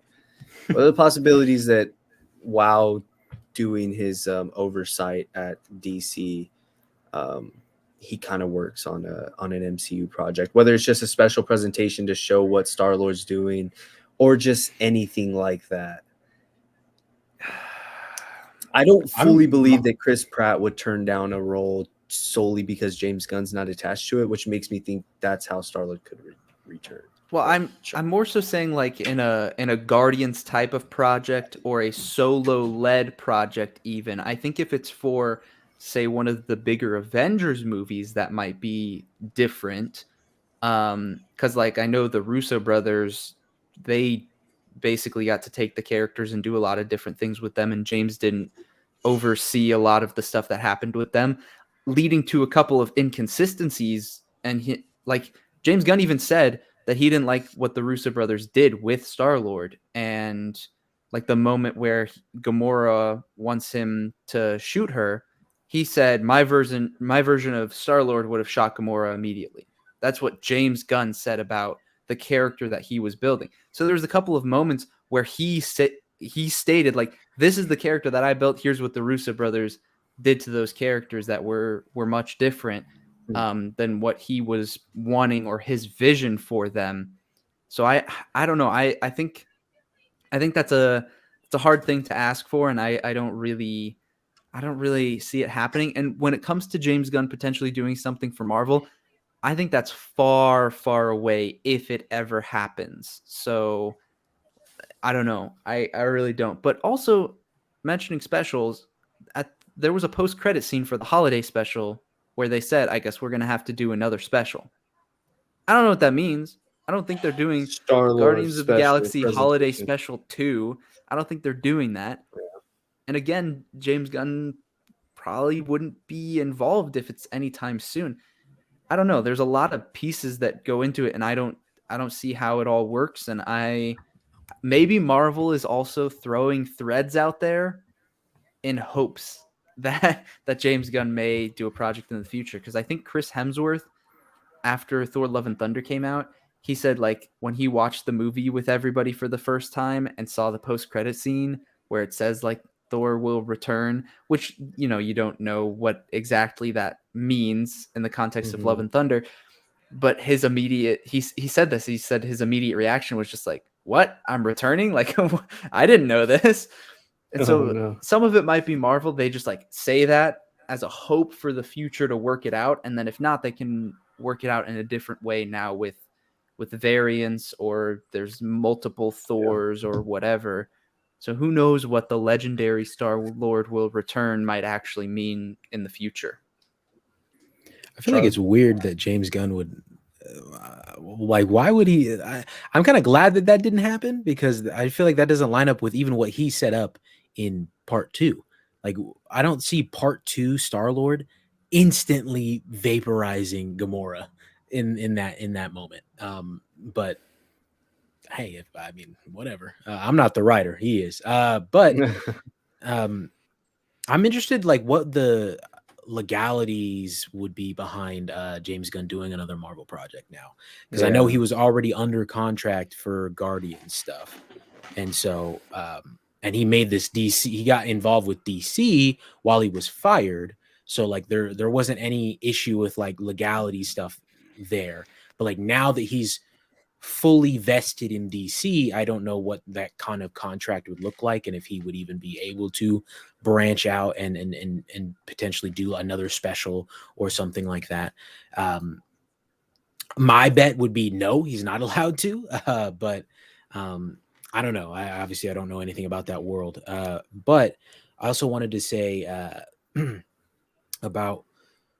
Oh man, I lost my train of thought. You got it. You got this. Come on. It wasn't about DC. It was. What did you guys say? What did you guys start the conversation? Oh no. Okay. About them coming back. Yes. Got it. I feel like they will come back. Maybe not in the Guardians 4. I agree. I don't think there's going to be a Guardians of the Galaxy 4. But I feel like it was a very interesting choice to leave everybody by going away, specifically. Like not dying, but going away. Peter's off with his dad, and obviously they said that it says that legendary Star-Lord will return. But everybody else, like Mantis doesn't. I read what Mantis says, like, oh, I just need to find myself and then I'll be back. That's how I read it. Drax and Nebula are still there, and then the HQ of the Guardians is still nowhere, and Nebula and Drax are still going to hang out there. And obviously, and I think there's no way they're going to introduce Adam Warlock and just use him once, we're going to see more Adam Warlock. And since he's part of the new Guardians team, we're going to see the new Guardians team. We're going to see Rocket again, I think, for sure. But as for them coming back and becoming a team again, I know Zoe Saldana has said in interviews that she's done with Gamora. Like somebody else can play the character, but she's done. Interesting to me that that's the case for her, but maybe it's because like she knows she's already tied up with Avatar stuff that she doesn't want to be doing another long franchise. But I think it's very possible that they will all come back. They're probably gonna, if anything, I think they'll, especially if Secret Wars gets pushed out, they'll save it for like a sick moment in Secret Wars where the whole team is together again. That's too soon. In like 2020. What is it coming out right now? 2026. I say the movie gets pushed back to like 2028 or 2029. And around then they'll have the whole team back together again, I think. For like an epic Secret Wars shot. I could see them doing it. I don't think that'd be too soon. I think getting wrapped up in this universe would kind of like push it to the back of your mind. I think so.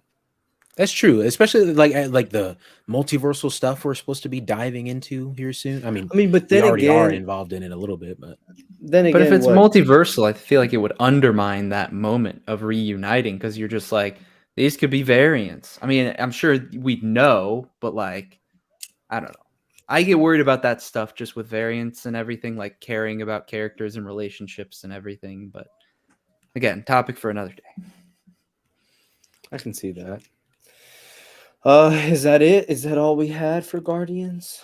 I also wanted to say the hallway scene. One of the best like fight scenes in all. I know. I knew Ben. I saw Ben on Twitter reply to somebody. Shang-Chi's got some really cool fight scene. Okay, not this though. Shang-Chi ain't got this though. All right. Shang-Chi does have cool stuff. But like no hallway fight scene like this. Listen. Not the hallway fight. Not that they have to be in a hallway, because I know we praised Daredevil in a hallway too. But my thing about it is that when you look at everything that went into this scene, I think it is one of the best fight scenes in the entire MCU. Easily top 3. Okay. The reason why I tweeted what I did and the reason why I would say it's not the best is more so like from a standpoint of a well choreographed, like a lot of skill that goes into it action scene. There's a lot of stuff that went into it, but honestly, like as somebody who has watched a lot of breakdowns of fight scenes and how they do one shots, I can see like how they covered some of the stuff up with CGI and some of the camera moves. I understand the process that went into it, and it is much like, yes, there's a lot that goes into it, but it's much more technically impressive than it is like a well choreographed, like an actor showing their skills and how to do action. Like Simu Liu's skills that he showcased in the action scenes. Let's just say the bus fight, for example. In the bus fight, the skills that he showcased there was better than any showcase that we saw in the hallway fight scene. So I'm saying the whole package of the fight scene, yes, one of the best. But when it comes to like a well choreographed, high skill level action scene, that's not what this is. It's just different from like what I'm talking about. So I can give it the props where props are due. But like, I don't know. I think you know what I mean with like the distinction between these two things. They're just they're very different in my opinion. Like I know they shot the hallway fight over like a 5-day period, which honestly for a fight scene is pretty short compared to most like bigger fight scenes in movies nowadays. But you don't have people like Chris Pratt or any of the other actors who have to like learn this insane choreography very quickly. It's very much like you have your one moment and then it pans away, covers it up with CGI, next moment, and it is blended together beautifully. It's great. It is so great.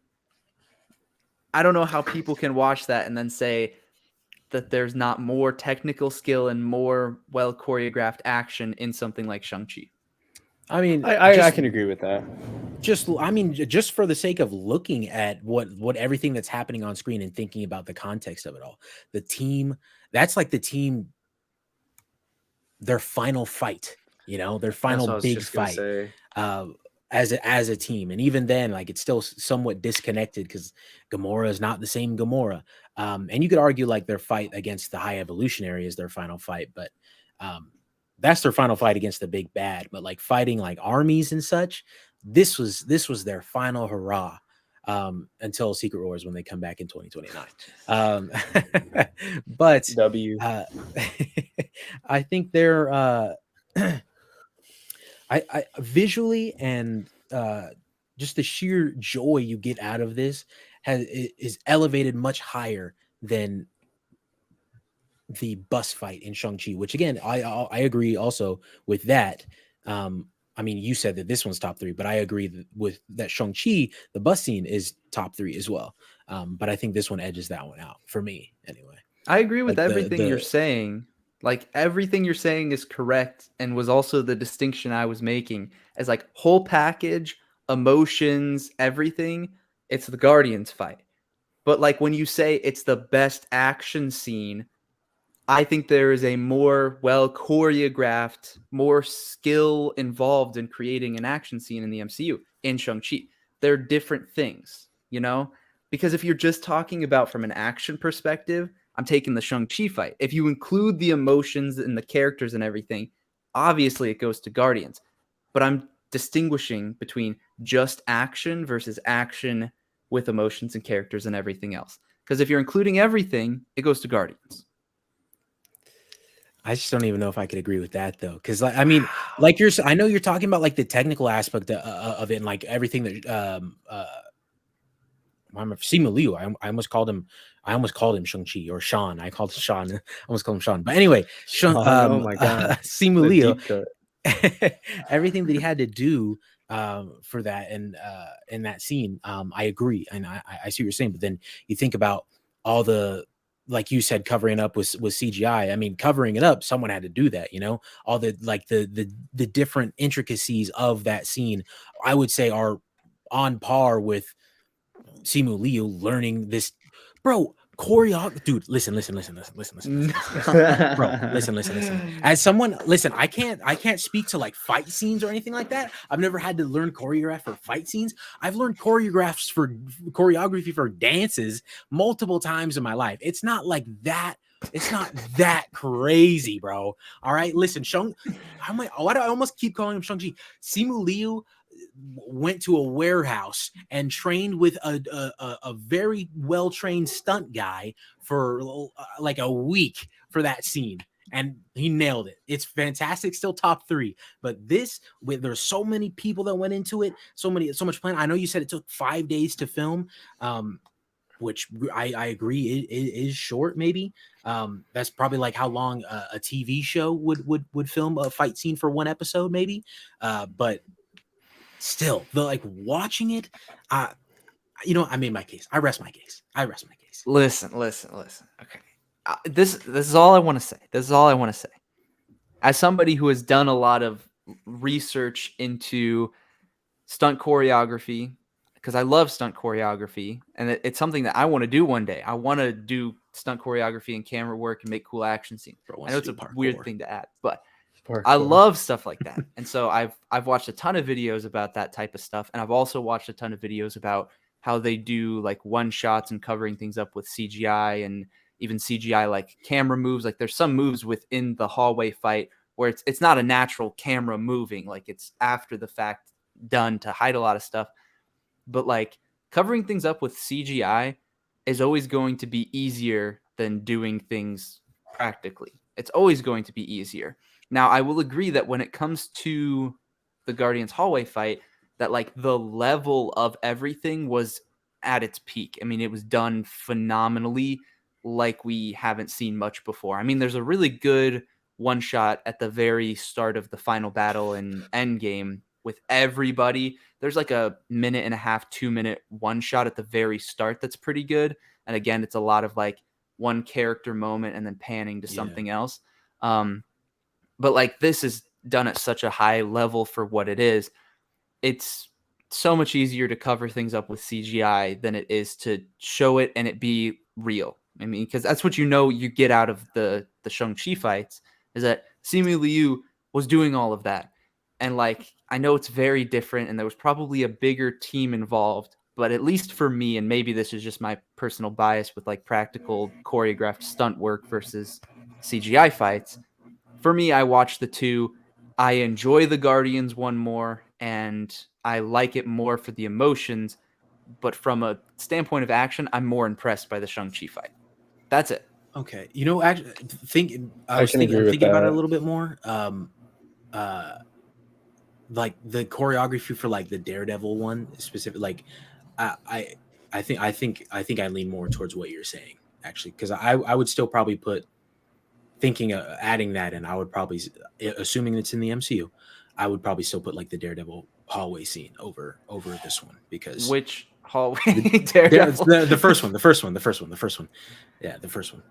The first one is probably because you're watching Charlie Cox actively get tired and like seeing him continue to fight and everything like that. Great stuff.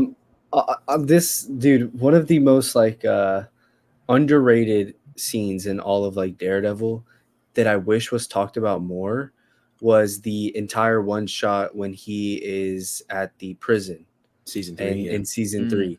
Dude, I remember watching that and my jaw was just dropped. I was like, how is this not in conversation for like one of the best in this entire series? If they don't do a one shot in the next one, bro, they have to. It's funny that we talked about everything in that news episode, because literally the day after, I guess someone asked Vincent D'Onofrio like, oh, how does this come, like, what is this compared to the Netflix show, or just whatever, like, is are you going to continue some storylines? And all he said was, this is not the Netflix show. And I don't know how to take that. Like, I don't know if it's like an interview, like typed in an article, or if it's a video, but I really want to know how he said that. Like, was it like this is not the this is not the Netflix show, unfortunately. Yeah. So that one's gonna be that'll be rough. I do, however, for the last bit of this here episode, I want to share something interesting with y'all. If y'all will join me and looking at our phase 5 and 6 by ranking. Yes. So I hit a banger right here. That's all. Charlie, I got the most votes. Charlie was most anticipated for Guardians Volume 3. This was his most anticipated. Charlie didn't live up to it. Absolutely. Would be my first question. Absolutely. So do you think far, everything that we're gonna get through Phase 6 is gonna be worse than Guardians 3? I mean, if Ant-Man and the Wasp: Quantumania is like the evidence I have for what's going to come after, maybe. Yeah. Well, maybe. You did put that in the top 5 for some reason. You put it above Secret Wars. Yeah. What? Well, because listen. My thought process was Kang was going to be a fantastic showcase. It was going to be a fantastic showcase of Kang, and boy was I wrong. Okay, I mean, everybody makes mistakes sometimes, you know. You just make them repetitively. So. Oh, okay. Listen, when Secret Invasion drops and that's a banger, and you guys have Ant-Man and the Wasp: Quantumania above that, all right. I did too, but like, wait, still. What? What are you talking about? You guys both put Quantumania above Secret Invasion. You did too.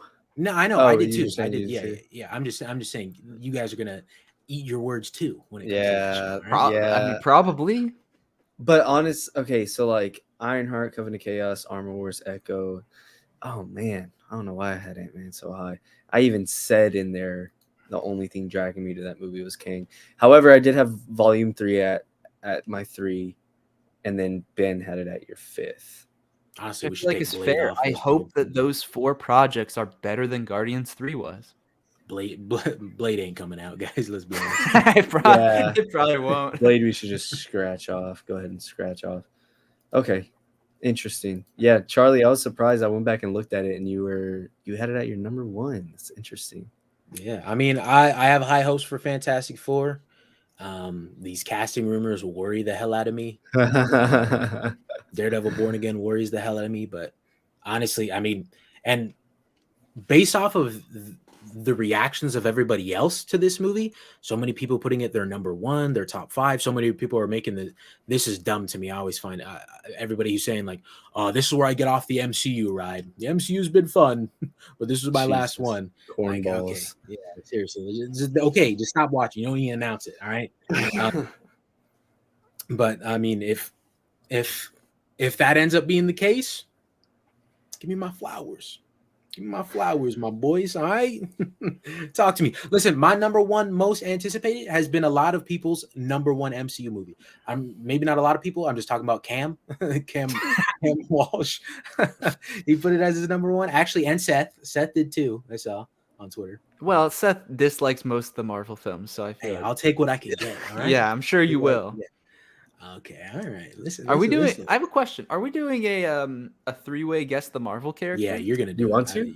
You're gonna do it 100%. I want to. Yes. All right, let's do it. Yeah, I was down. I just I didn't know if you had wanted to or not. All right. So how should we do this? For those who don't know, this is our segment where we jump in and all of us are going to have a Marvel character from the MCU specifically that we are going to have each and every other person guess. Maybe not. Maybe I guess we haven't done this as a three-way before. So I think we're going to target one person to have the character in their head, and then one person to guess that character rather than both people guess that character. Yes. So we'll go one by one. And I think I don't know who we'll start with, but yeah, that's the gist of the. Who wants to have the character for me? Well, I have a proposition. I think Ben, since we have three people, I think Ben should, if he wants to, since he's the guest, guess twice. Could go twice, yeah. Ooh, and then we'll all get to guess once, but just for the sake of someone having that, if that makes sense. So we both come up with a character for him, and he does it twice. I can do one on you, Charlie. You can do one on me, and then you do one for Ben. I do one for Ben. Yeah. Yeah. And then Ben. When do I get to pick a character? Let's see. Oh, yeah, that's true. Yeah. This is the first time that we are ever doing this with three people. So good. Because usually three, you just do like Charlie picks one for me, I pick one for Aiden, Aiden pick one for Charlie. Okay. Yeah. Everybody just does one.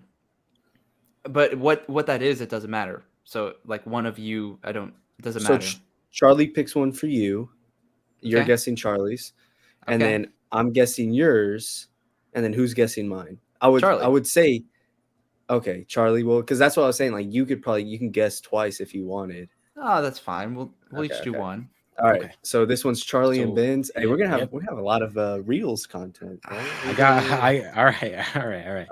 And we're doing a minute, right? A minute, yeah. Not 45 seconds. I think we'll make them a minute. The only reason I was thinking 45 seconds was in case you wanted that like little 15-second dialogue for the Reels, just because like if you do take the whole minute, you know. And so I was like, sure. Reels, you're only allowed a minute. We can do whatever though. We can do whatever. Gotta be a minute. Gotta be a minute. Okay, go. Okay, I have the character, Ben. Are you ready?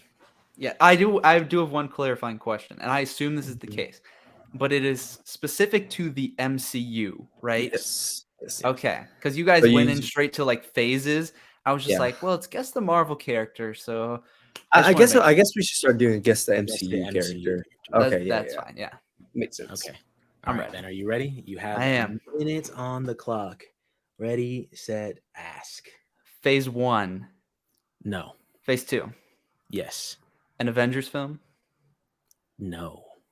Is it from Winter Soldier? Yes. Is it a hero? Yes. On the good side, I guess? Yes. Male? No. Female. Okay. Is it Sharon Carter? Yes. Damn it. Wow. Oh my God. 32 seconds on the clock, bro. 32 seconds left. I was crazy. I was like, oh, dude, please say Sharon Carter. It has to be Sharon Carter. I was cooking. Oh my God, bro.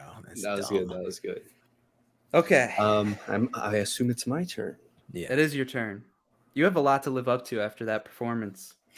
Yeah, he's the fastest guesser we've had, bro. He guessed faster than Aiden on mine. He broke my record. Aiden had 20 seconds left. Okay, are you ready? Yeah. All right, your time starts now. Phase 1. No. Phase 2. No. Phase 3. Yes. Phase 3. Okay. Is it an Avengers film? No. Does it have an Avenger of the original 6 in the movie? No. Okay. Black Panther. No. Spider-Man. Yes. Far From Home. Okay. Is it Spider-Man? No. Is it Michael Keaton's Vulture? No. Is it a male or female? Or is it male? Yes. Okay. Is it Ned? No. Oh man. Is it Flash Thompson? No. Oh, dang, Ben coming out with a. Is it Happy? No. Yo, is it damn. Dude. Come on. I'm blanking. Come on. That's time. Oh my god, who was it? It is the man, the myth, Brad Davis. Brad Davis. Oh, dude, Aiden can't even be mad though, because that's the level of Aiden's guesses. No, bro. you know what? I was like, you know what? Because I was thinking to the OG Spider-Man. I'm thinking OG Spider-Man, Tobey Maguire Spider-Man, his Flash, and I was like, oh, I know there's a character like that in Far From Home, but I can't remember his name. I would have never guessed. That was a tough character. Oh my that gosh. was a tough character. I was thinking it was going to be Nick Fury, bro. Didn't even say Nick Fury. That's true. Dude, that's who I was freaking. You didn't even say Jake Gyllenhaal's Mysterio. Yeah, or Mysterio, yeah. Oh my gosh, wait. No, yeah, you didn't say Mysterio. wait. But isn't you said what was it? Far From Home? Yeah, or was it No Way Home? Or Far From Home? Far From It Home. wasn't Homecoming? That's what I said. I knew you were thinking Homecoming. You said Spider-Man, and I said yes, and then you said Far From Home, and I said yes. You know what?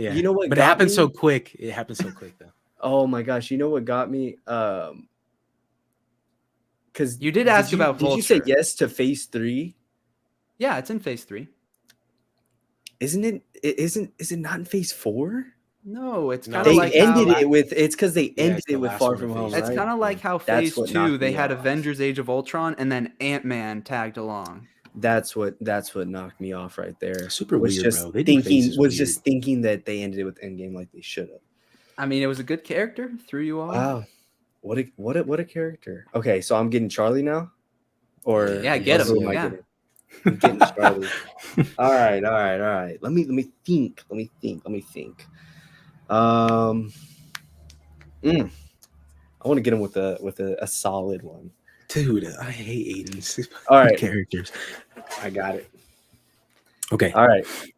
Charlie, let me pull up my timer. All right. Let me make sure I got this right. Jesus Christ, give me 1 second. I don't know how to work my phone. All right. 1 minute on the clock and go. Phase 1. No. Phase 2. No. Phase 3. Yes. And are they in an Avengers movie? They are. Avengers Infinity War. Yes. Are they also in Avengers Endgame? Yes. Do they die in Avengers Infinity War? No. Are they one of the original Avengers? No.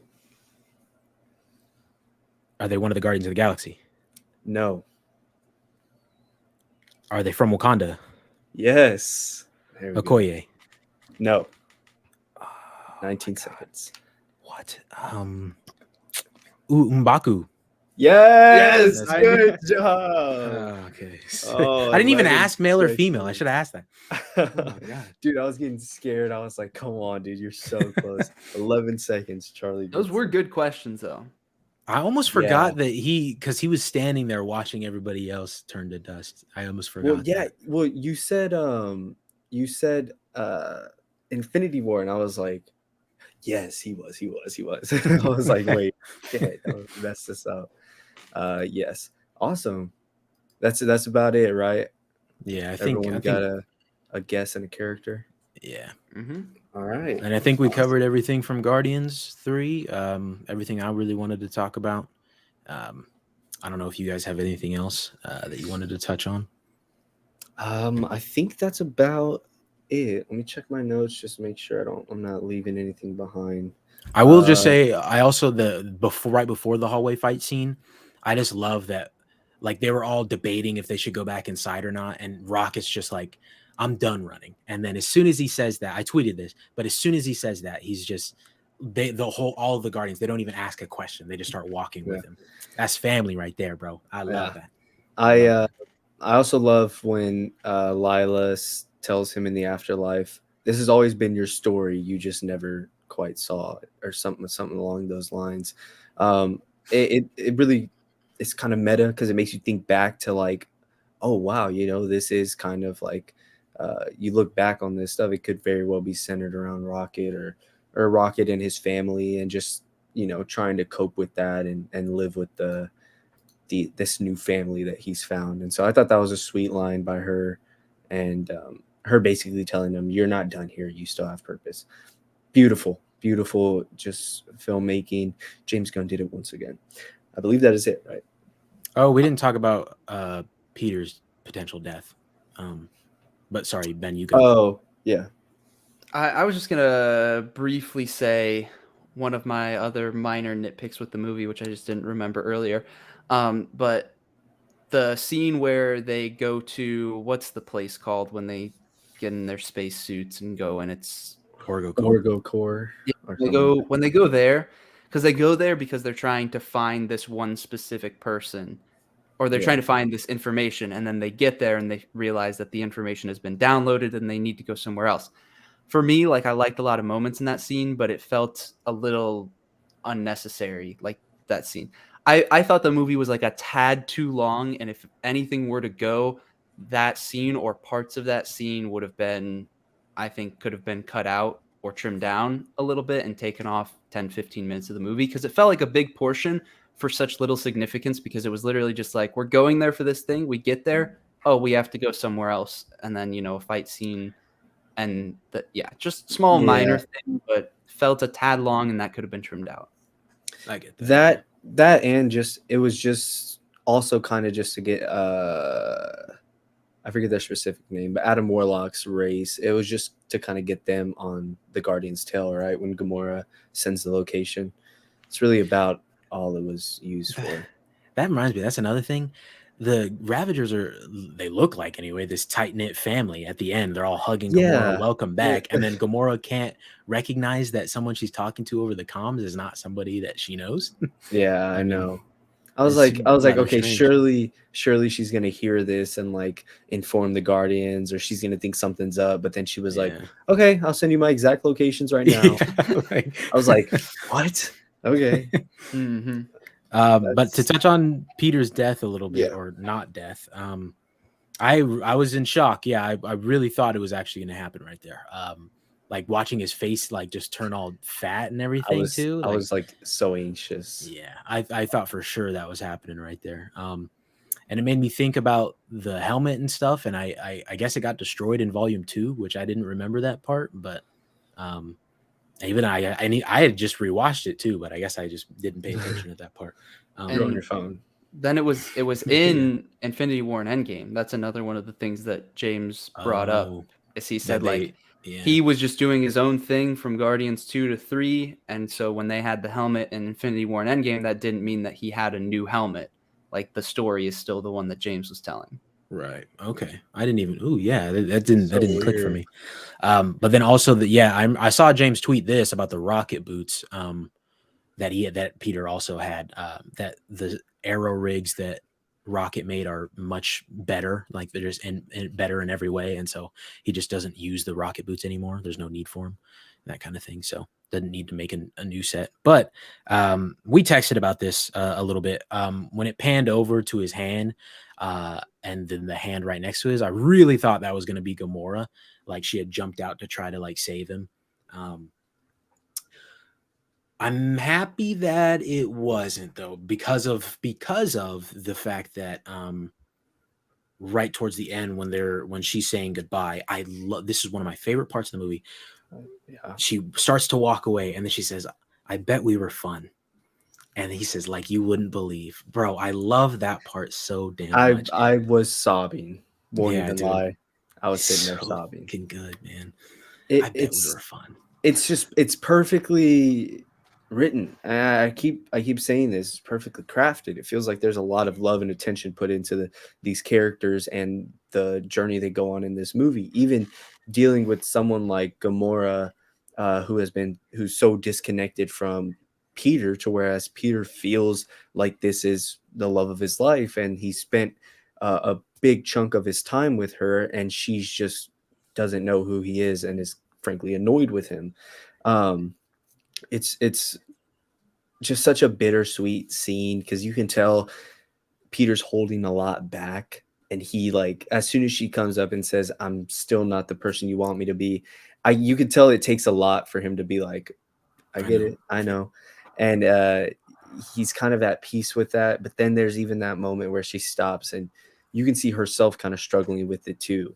And I saw a comment that said you could tell she got, like, a part of her wants to hug him, but like it doesn't feel right, and it just isn't the right time. And I'm glad he didn't do anything with that. He just kind of let it sit there.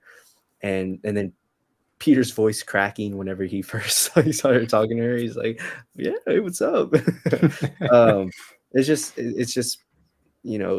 there's so much love and attention into these characters. That scene was perfect. You can see Nebula kind of looking, and like, she's kind of feeling for Peter as well. It's just, a really, damn, I don't even know how to say this, because it's not that it wasn't touched on, but it's one relationship that we don't tend to think about a lot when it comes to like Marvel couples and Marvel relationships. But then you watch this movie and you get all those moments together. And I hate that this scene was like plastered on every single trailer, because I think Nebula's line delivery is so golden to where it makes me laugh every single time when he's talking to her in the elevator, and he starts staring at her and she's like, "Knock it off." It's so funny, dude. Like, her line delivery just gets me every time. But I wish it wasn't like plastered everywhere so I could have appreciated it more. Enjoyed it for the first time. Yeah, it's just so funny. He just like creepily stares at her. She's like, "Knock it off." It's just such a beautiful scene with him and Gamora at the end. I'm glad you brought that up, Charlie, because I had completely forgot to mention it, and it's so good. One of my favorite parts. Yeah, because that has been edited up and down the road on TikTok. Every time I get one, I repost it. Y'all can go see. Flood it. I actually haven't seen that clip used at all. Oh, really? No. Ben needs to get out there more. I've mainly been seeing Rocket stuff. Oh yeah, that makes sense too. I've been seeing a ton of Rocket stuff, and it gets me every single time. Yeah. So as this is the one I saw, you could tell they ripped it straight from the screen, and they just. So I was watching that over and over because it's like, I bet it's a chunk of the scene. It says, "But who you are ain't half bad." Whatever. One more complaint that I have before we get out of here. The lack of the Guardians music, the lack of the Guardians score. I really, I felt it a lot at particular points. I loved it when they used it when Rocket was like hitting the Hellspawn off of his ship, but I think it really would have hit super hard if they played it, because the music that they played while they were doing it wasn't that bad, but just would have been so much better if it was the Guardians. When they're beating the crap out of the High Evolutionary, they're all taking turns. If the Guardian score was playing right there, that's the last time we hear it. Oh my God, that would have been fantastic, man. That would have been so fucking good, bro. So good. And I love their theme, so I agree. Yeah. Ben, you just sent it, say the whole wah. You guys got to watch that video after, because it's good. Somebody got like a clip of the whole moment and was like, "Why does this match so well?" And he's like, wah. I was like, "Oh my God, bro!" It's so funny because he was, oh my God, he was so good in this movie. It just felt authentic. It felt real. Yeah. He wasn't very like stuck up or mature. He was just like, and I love that moment. Again, it's in the trailers where she's like, "What do you want us to do with the rest of them?" And he's like, "Incinerate them." Like, what are you talking? Like, know what you like? Throw their ass in the fire, bro. I just love that moment. He, oh man, he was such an amazing part of this movie. Also, last thing. I know I keep saying that, but the end, the very end of the movie, the with the song "The Dog Days Are Over," bro. Like that is so perfect. That is literally perfection. Almost as perfect as the MCU has been, like with Tony's ending and whatnot and that kind of thing. But it's like, oh my god, dude, biggest smile on my face watching Drax sway, and then the music like, drops and this, like he starts dancing. Oh my god, bro, it is so good. It's biggest smile on my face every time. All 3 times I've seen it, it's just so heartwarming, bro.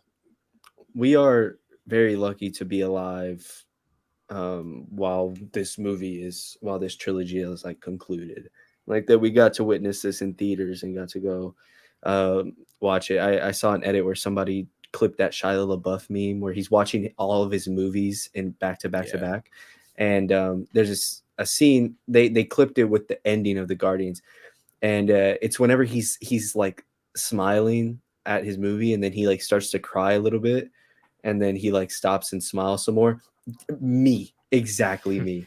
I was sitting there like, yes, bro, yes. It was just so great. Didn't think that song would work. I saw it on TikTok, and I hadn't watched the movie yet, so I was like, I don't know what people are talking about. And then I completely forgot about it watching the movie. And then when it came on while I was watching the movie, I was like, oh yeah, dude, this is fucking awesome. Exactly. It's perfect. Is that about it? Ben, you have any thoughts Benji, from that? Man? I love the soundtrack. I've been listening to a lot of the songs. So. The one they used for the trailer, the main one. God, I just first love trailer or second trailer? First one. No, second trailer. Since You've Been Gone, that was maybe it is the second one. I can't think of it right now, but Since You've Been Gone is the second trailer. It starts playing when they jump the ship in space when they're in the Among Us. That's the first trailer. Yeah, that's the first trailer song. Second trailer is better. Since You've Been Gone, yeah. Sorry, I was listening to it on full blast just now, so I couldn't hear you. But yeah, that one is just perfect. I think I'll text one. Anyways, beautiful use of music either way. They kill it every time. I love how they kept up the theme of like the only music that plays is music that our characters can hear also. It's like it only starts if somebody's listening to it in the movie. I love that, the attention to detail. Although I know I'm very, very, very sorry. I'm very sorry. Very sorry. No, you're good. I'm very sorry. This is going to be really quick. Okay, there's one in the soundtrack that plays when Gamora is on the ship, and she's trying to fly it. It's called San Francisco by the Mowglis or whatever. Amazing song. Yeah, it is a fantastic song. Thank you, Ben. I've been listening to that because they released the soundtrack a couple weeks before, and I've been listening to it. Fantastic. I looked up when it came out, 2012, and if you look at the Zune at the end of the movie when Rocket turns on the Dog Days Are Over song, it only goes up to 2000s. So that's a little strange. A little strange to me. Little bit strange, I think. But I don't know. I don't have an explanation for I'm trying to find it here. I think I looked it up. Since You've Been Gone. But no, that's what. Oh yeah, go ahead. No, my bad. Well, I was gonna close this out. So if you have something to say. No, I was just saying while like we're trying to figure out this whole debacle, I'll see if it is the first. 1 second. Well, while they figure that out, guys, I will say thank you guys so much for watching or listening. Yeah. If you've heard it all the way through or watched it all the way through, we immensely appreciate it. And let us know what you guys thought about Guardians of the Galaxy Volume 3 in the comments. Have a discussion with us. Have a chat. We'd love to read them all. We'd love to see it. You can find me on TikTok at It's Cubson. You can find me on Twitter at It's Cubson. You can find me on YouTube at It's Cubson. I would greatly appreciate a follow over there, but you don't have to. I don't really care. It's whatever. Jesus. And then you can find Aiden in the same place as here with the Words from the Nerds podcast, as well as Aiden H Talks on TikTok and Aiden H Talks on YouTube, Twitter, Instagram, and Twitter as well, and Instagram. And Benjamin, where can everybody find you? Everywhere. benjimovies, YouTube, TikTok, Twitter, Instagram, Letterboxd, all of it. Yeah, Letterboxd as well. So Benjamin Yes. possibly on Facebook in case anybody wants to. Not on Facebook. I will say real quick, it is the music from the first trailer. But since you being on is great as well. It's the one that says In the meantime, yes. There you go. Couldn't find the name of it. Yeah. Mr. Soundtrack Kid over beautiful beautiful use of music. Not as good as the second trailer's music. I don't know. I lost my head in San Francisco. Oh lordy. You need to listen to that song, Aiden. It's good. All right. I'm actually going to listen to like all these after we sign off. All right. All right. Thank you guys so much. Again, we will see you next time. Yeah. There you go. Yeah. Already pipe down. Go ahead. Thank you guys so much. Seriously. Have a fantastic night. Adios. Hasta la vista, baby. Oh, jeez.